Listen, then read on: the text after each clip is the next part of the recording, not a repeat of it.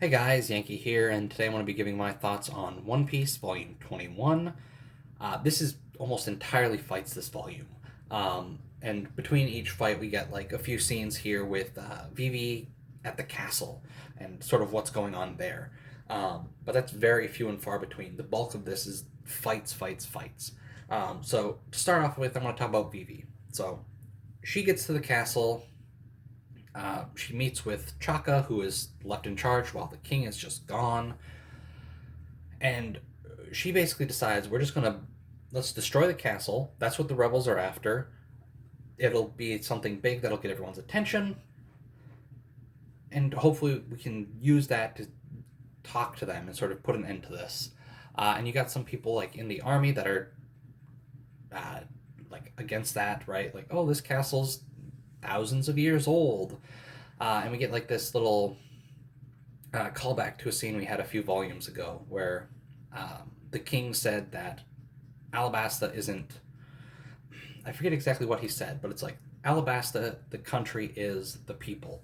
And Vivi says basically the same thing. Like the castle doesn't matter, the country is the people. So they are planning to destroy the castle and hopefully get the rebels' attention to put an end to the battle. But then Crocodile shows up, and he does not like that idea. He very much wants this castle once Alabasta is his. Um, and so we learn a bit more about what Crocodile wants. He wants the country, he wants power, he wants to basically overthrow the world government, the power to do that. He wants to rule, basically. And to do that, he's looking for an ancient weapon called Pluton, which nobody except for the king seems to really know much about. So yeah, he's asking for Pluton, and he also basically says, "Hey, I've got a bomb that's just gonna blow up the whole battle anyway. Like it's gonna destroy everything and kill all the guards fighting and all the rebels fighting. Oh well." And so that's what the Crocodile's up to. He's just like he's trying to build his own nation and really like he's after power, right? Um, and eventually he asks to see a poneglyph, which I think is the first time we've heard about those in the series. I'm pretty sure.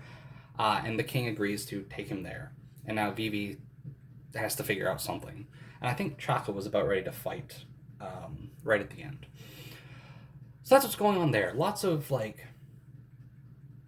it feels like that's where the story really was, and I'm really glad those chapters were there because the fights were all good this volume, but you need a little something in between, right? Um, so I think the pacing of this volume was really good, where you had some fights, you had stuff going on at the castle, more fights, stuff at the castle, more fights. So let's get to the actual fights. I don't really have a whole lot to say about them because I don't really know what to say about fights. They were good. The action and all this was good, aside from like a few bits here and there. Mr. Two and Sanji's fight was fun. Um, Lots of like Mr. Two is just a really fun character. So like there's a point where he uses an attack where because he can copy people's appearances, right? He can make himself look like anybody he touches or has ever touched. He also has the power to basically make up faces and stuff out of pieces from all the faces he's copied.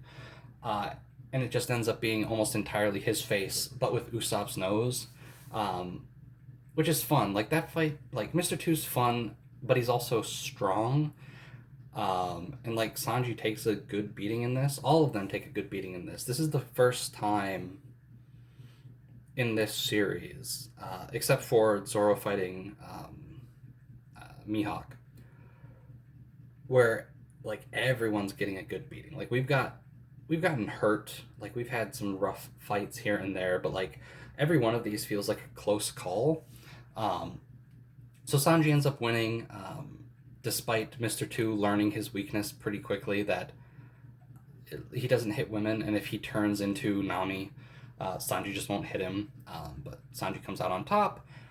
Then we have Nami and Miss Doublefinger's fight, which I think is it might be my favorite. I think I like it more than Mr. One and Zoro's fight, just because Nami hasn't had a real fight up until this point, and seeing her really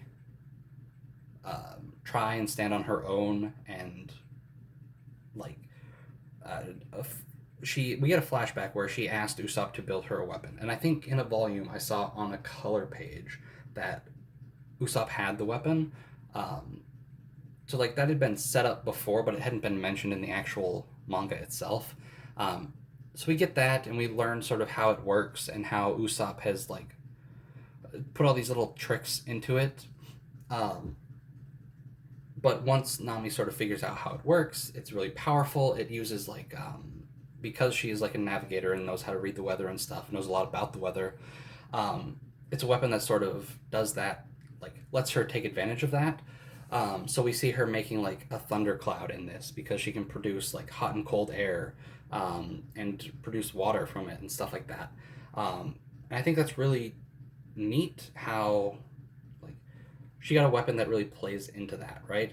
Like Zoro's a swordsman. Like his role on the crew has to do with how he fights, whereas being a navigator itself doesn't really have much to do with fighting. But the way that's sort of incorporated into the way she fights is interesting.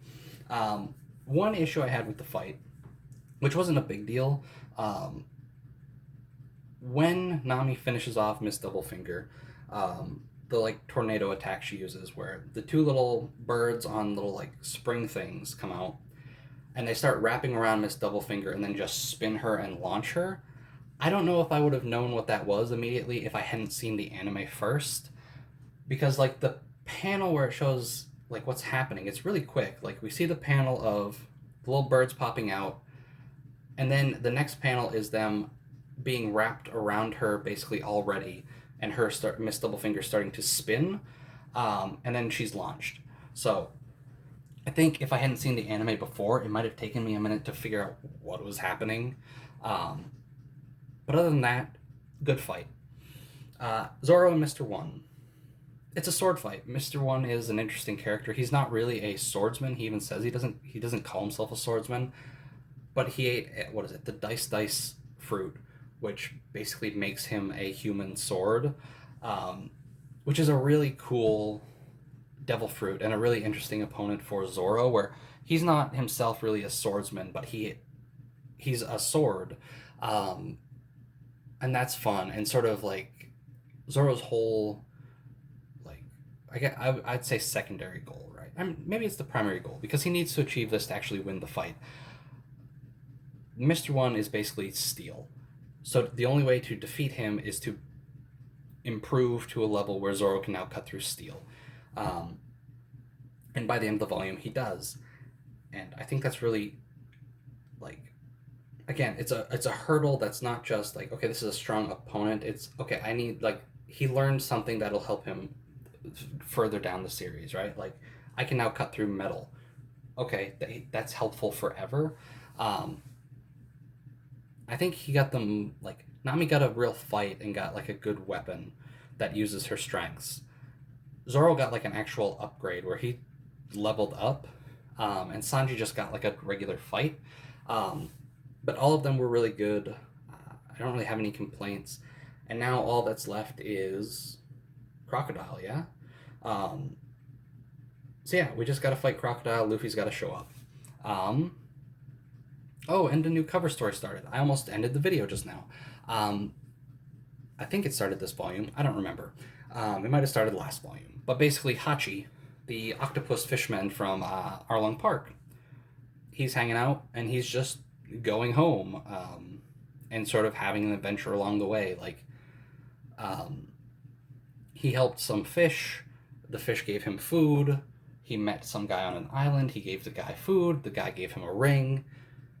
And it's like I never played this game, but I watched somebody play it a long time ago. There was a Legend of Zelda game where like there was like a side quest where you were constantly delivering items, and then in exchange for the item you would give, you just get a new one that you have to give to somebody else, and that's what this whole cover story feels like. Where Hachi does something, gets an item. That item then helps him in the next page, which he then receives a new item because he helped that person, right? Um, Yeah, and we meet some actual characters that I know are going to stick around. What is it? Kami and oh boy, I never can remember the starfish's name. It's like Papagoo. something like that. So we meet them. I don't really remember anything from this cover story. Um, like I know how it ends, obviously, but I'm interested to actually see what happens. Um, but yeah, great volume. Like we're really moving. I like next volume. I think wraps up. Not the entire arc, but I think the fights should be done by then. Um, or maybe it goes a bit into 23. I don't remember.